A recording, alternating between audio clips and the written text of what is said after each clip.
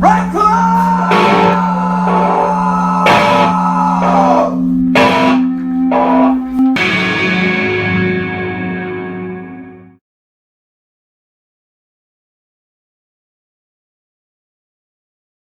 Life is the feeling when you jump off a bridge over a dry riverbed for those first 5 seconds, when you can extend your arms out, and for that moment in time, you feel like you can fly! Darkness is everything that happens after you hit the ground.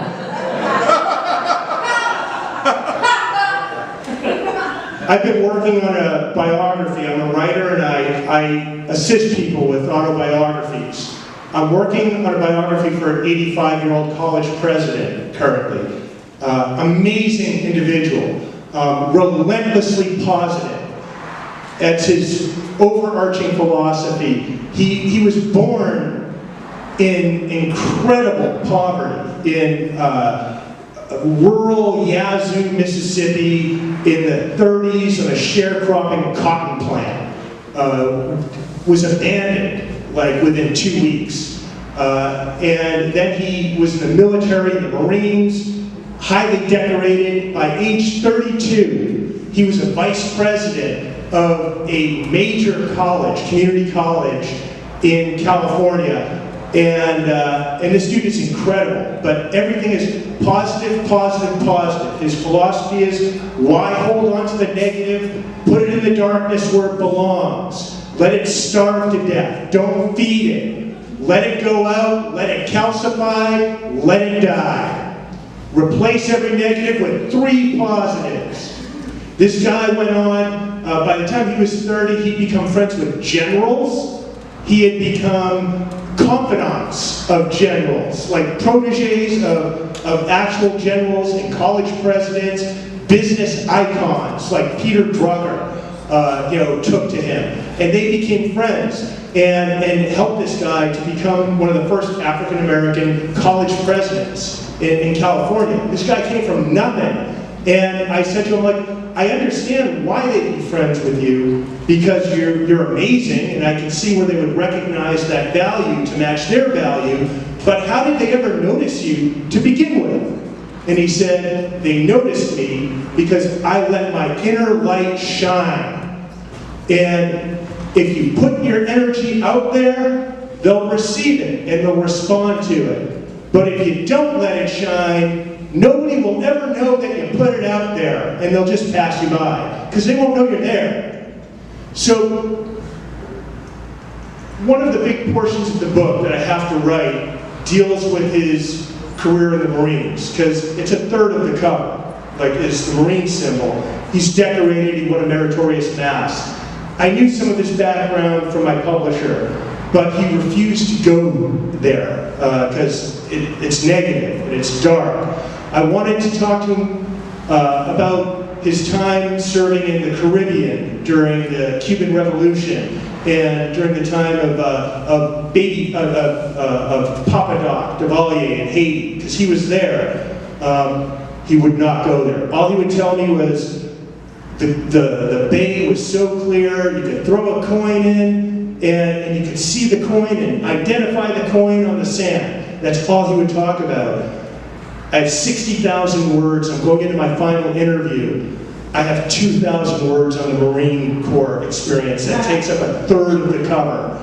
I have to talk to my publisher and I say, you have to have a come to Jesus moment with this guy, because, otherwise I don't have a full chapter. I can't make up stuff about Marine stuff, because that's just goes against my principle. And so he knows he's going to have to talk about his Marine Corps experience at this meeting when we get together. He shows up an hour late. He doesn't want to be there.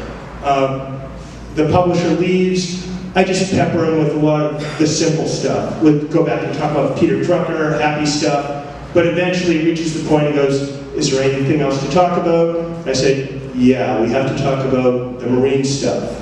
And I know he was a sniper and an assassin, and he did some stuff dealing with the revolutions that were out there. It was the 50s, the 60s. America was a dick then, the same way that they're a dick now. So it's part of who he is, because he wouldn't have made it to where he was if he didn't have that time in the military that made him. Yet, these experiences were awful, because when you kill a man, it sucks. And it stays with you, even if you compartmentalize it. And I could see it was affecting him, because as he was telling the light stories, he was having physical tics. So he tells one story.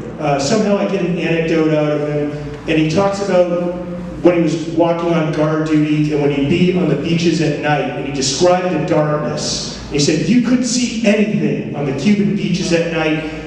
Not a sound except the ocean, and you're afraid that you'd walk into the water because you didn't know it would wash in, and you didn't know if anyone would be shooting at you, and so it was a bad experience. And I said, what was the darkness like? He said, what was the darkness like? Darkness is darkness. There's nothing to like about darkness. And then he just started talking in baby talk, like gibberish. He started to panic because he didn't want to talk about the role as a sniper or an assassin. He didn't want to go to those dark places. And I just decided, you know what? If you don't want to talk about this, because he was literally going like, I don't care. I understand why you want to do that, talk about this. I understand what the publisher wants, but I don't care what you want. I don't care what he wants. I don't diggly, diggly, diggly. And he starts like speaking gibberish. I don't diggly, diggly, diggly, downly, diggly, diggly care. I'm not going to do it. I'm not going there. I'm 86. I'm too old to revisit that, and I won't be able to get my health back. It's not important. So I said, okay, we're just going to focus on how the Marine experience, changed, benefited you. The light, positive experience that allowed you to become, a vice president of a college at 32.